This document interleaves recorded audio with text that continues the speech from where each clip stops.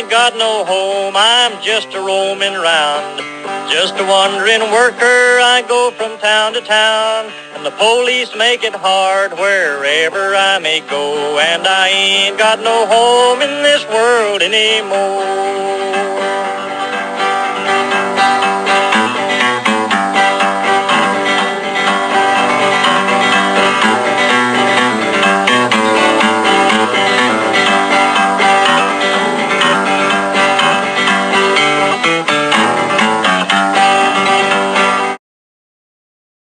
On October 29, 1929, Black Tuesday hit Wall Street as investors traded some 60 million shares on the New York Stock Exchange in one day.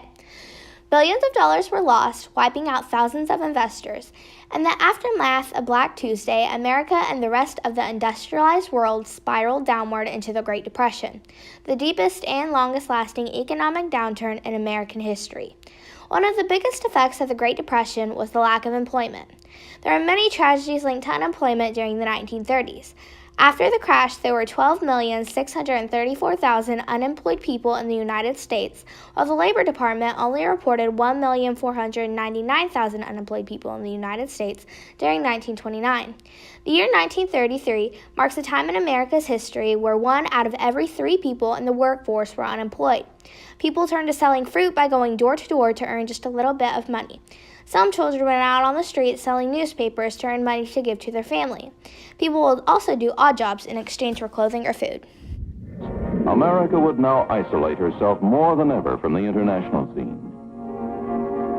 It started in America, but practically overnight an economic blizzard swept the world.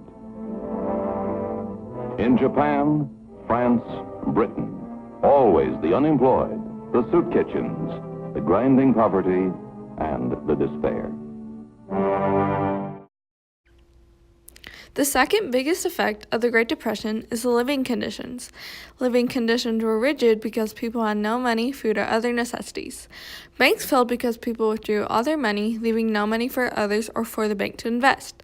In December 1930, a branch of the United States Bank in New York closed because of the stock market crash, wiping savings of nearly 500,000 people. According to Washburn, the tax cut only gave people $3.50 in spending per week. Food was hard to find and buy during the Great Depression because of a lack of money and poor crops. In some cases, people went and stood in bread lines and went to soup kitchens in order to provide food for their family. In other parts of the country, people exchanged much-needed eggs for boxes of matches.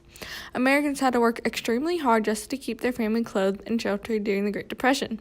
Thrifty homemakers often turned feed sacks into clothes or other household items. The homeless people lived in shacks, caves, and even sewers. In the outskirts of large cities, the shacks were located in a place called Hoovervilles, named after President Hoover. For the majority, it means the interminable line outside factory gates, desperately hoping for a job that rarely comes. It means hunger and the march of the unemployed in the nation's capital. America's population was made up of mostly farmers during the 1930s. These farmers were heavily impacted by the hard times of the Great Depression. During this time, more than 600,000 farmers went bankrupt. The worst conditions were in the South, where farming was the main industry. This affected the farmers in multiple ways, such as limited amount of water for their crops and cattle. With a limited amount of water, this leads to droughts. Droughts leads to poor crops, and poor crops leads to starvation. During the 1930s, approximately 7 million people died from starvation in the United States. To make matters worse, a drought occurred. With already a limited amount of water, they dropped down to none.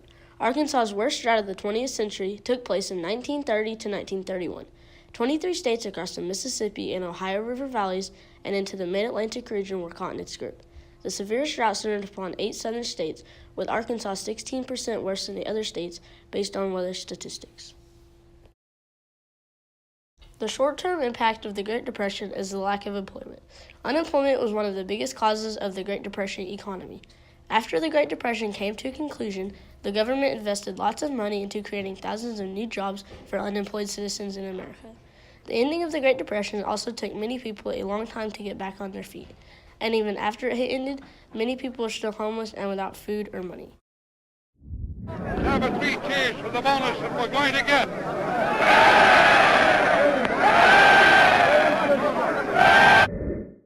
Our economy learned a valuable lesson that our financial system needs strong regulations to survive and thrive. The Great Depression resulted in the cause of the New Deal. The New Deal acted as the triumph to end the Great Depression. The New Deal was a series of programs, public work projects, financial reforms, and regulations instituted during the Great Depression by Franklin D. Roosevelt that anticipated to restore prosperity to Americans. When Roosevelt took office in 1933, he acted swiftly to stabilize the economy and provide jobs and relief to those who were suffering. On March 4, 1933, during the bleakest days of the Great Depression, newly elected President Franklin D. Roosevelt delivered his first inaugural address before 100,000 people on Washington's Capitol Plaza. First of all, he said, "Let me assert my firm belief that the only thing we have to fear is fear itself." He promised that he would act swiftly to face the dark realities of the moment and assured Americans that he would wage a war against the emergency, just as though we were in fact invaded by a foreign foe. His speech gave many people confidence that they'd elected a man that was not afraid to take bold steps to solve the nation's problems. Some succumb to apathy. Some are swept by alarm, and bank after bank across the country is hit by panic withdrawals. The next day, Roosevelt declared a 4-day bank holiday to stop people from withdrawing their money from shaky banks. On March 9th, Congress passed Roosevelt's Emergency Banking Act, which reorganized the banks and closed the ones that were insolvent.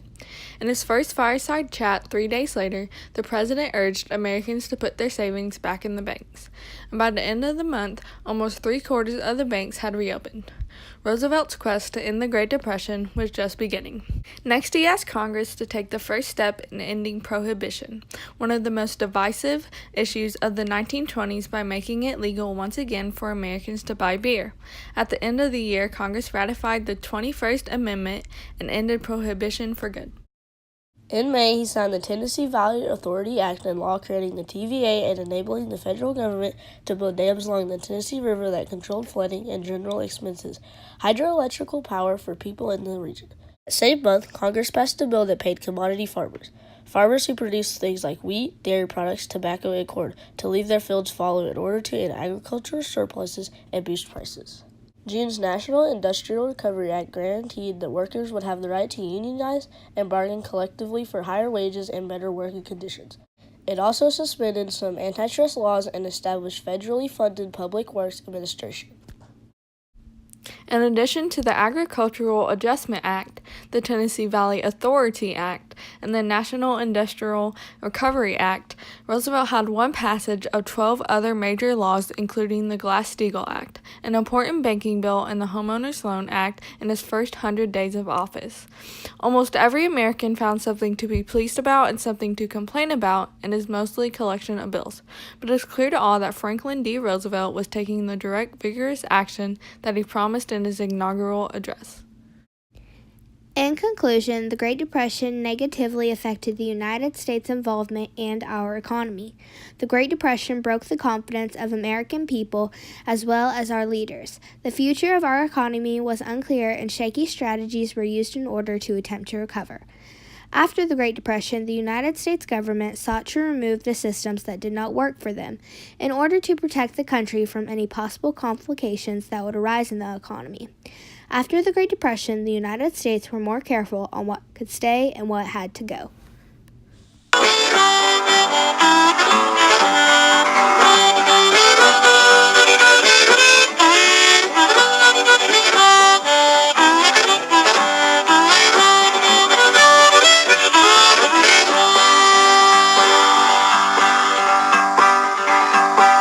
I ain't got no home, I'm just a roaming round.